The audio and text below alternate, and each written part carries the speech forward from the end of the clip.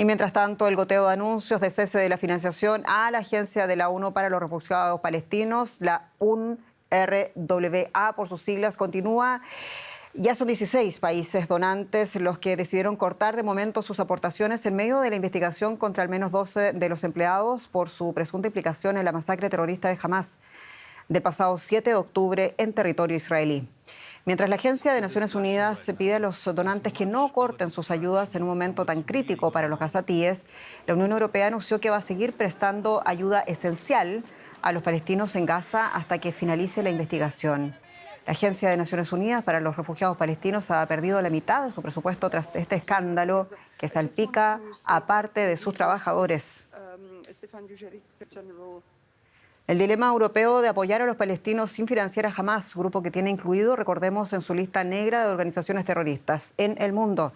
María García Sornosa, colega con detalles ahora mismo en Bruselas. María, saludos. Y bueno, ¿qué significa para Bruselas ese concepto de ayuda esencial y cómo responden las autoridades a esa cuestión de que los fondos no vayan a parar al grupo que considera terrorista?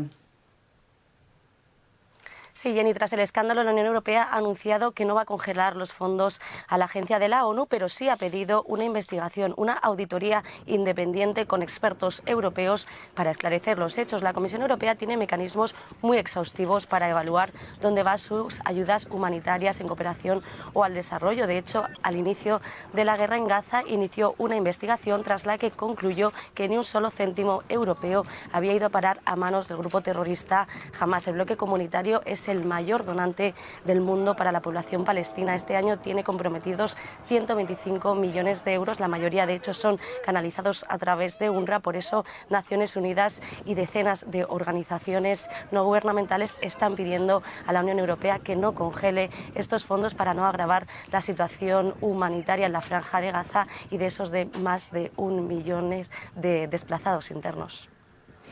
Y Europa acude, María, dividida, hay que decirlo, en torno a este dilema. Hay una investigación en marcha sobre la Agencia de la ONU para los Refugiados Palestinos y hay también un gran dilema. ¿En torno a qué argumentos entonces alinean los Estados socios europeos?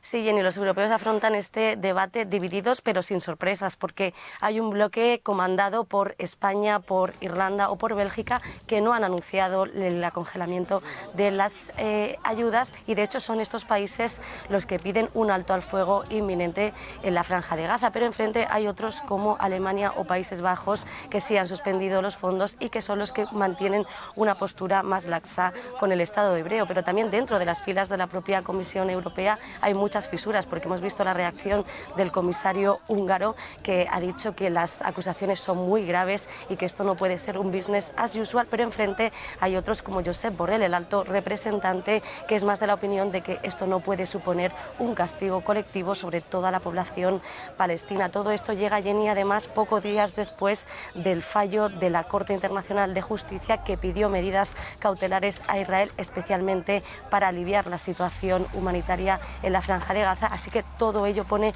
mucha más presión a una Unión Europea que lleva 4 meses muy dividida y que recordemos que solo ha llegado a acordar un consenso de mínimos que pasa por pedir pausas humanitarias en la franja. María García Sornosa, un abrazo allá en Bruselas. Un abrazo, Jenny.